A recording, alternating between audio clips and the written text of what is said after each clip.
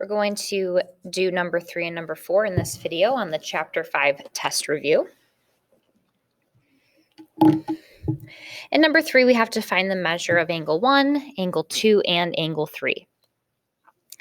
Looking at angle 1, I notice angle 1 is an interior angle in triangle UVT. And what I notice is that in triangle UVT, I know 2 of the interior angles, and I'm missing that third one. So again, remember that the 3 angles inside a triangle add up to 180. So if I take the 2 interior angles I know and subtract them from 180, that will leave me with the measure of angle 1. When I do that, I get that the measure of angle 1 is 109 degrees. I'm going to go ahead and put that in my picture. All right, I'm actually going to go ahead and find the measure of angle 3 next. And the reason I'm going to do that is I notice that angle 1, which I just found, and angle 3 make a linear pair. They make a straight line, which means that they must add up to 180. So to find the measure of angle 3, I can take the measure of angle 1, which is 109 degrees, and subtract it from 180. When I do that, I discover that the measure of angle 3 is 71 degrees.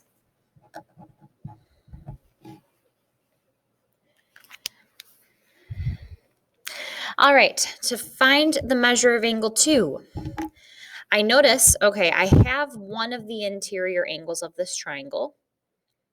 If I could find this one, then I could find the measure of angle 2 by subtracting these 2 from 180. I wonder if I can find this angle. Notice this angle and angle 3, which we just found, are vertical angles. So if angle 3 is 71 degrees, so is this missing interior angle. So now to find the measure of angle 2, I can take these 2 interior angles of this triangle that I know and subtract them from 180. When I do that, I see that the measure of angle 2 is 29 degrees.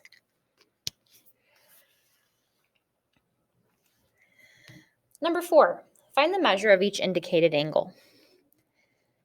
I need to find the measure of angle 1. Angle 1 is this angle here. I notice right away it makes a linear pair. It makes a straight line with this 70-degree angle. Means that these 2 angles must add up to 180. Therefore, if I take 180 and I subtract 70, that leaves me with the measure of angle 1 being 110 degrees. Let's go ahead and find the measure of angle 2. Notice they have these arrows on these 2 line segments. That's important. What that means is these 2 line segments, and you can think of it if I extend them out, these 2 line segments are parallel.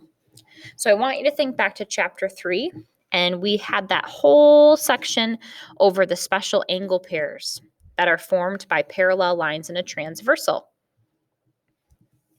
Here's the interior of those parallel lines. I wonder if you notice a special angle pair that is labeled in our picture. Remember some of our angle pairs, we've got corresponding angles, alternate interior angles, alternate exterior angles, and consecutive interior angles. In my picture, I noticed that this 70-degree angle and angle 2, the one I'm trying to find, they form a pair of corresponding angles. And you might be able to see it better if you turn the picture. Corresponding angles, when your lines are parallel, are always congruent. So if this angle is 70 degrees, the measure of angle 2 is also 70 degrees.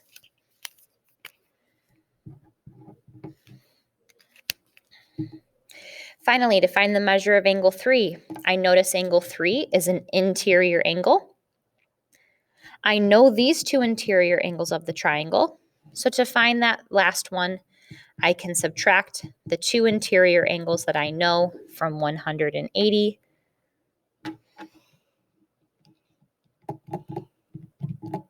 To see that the measure of angle 3 must be 30 degrees.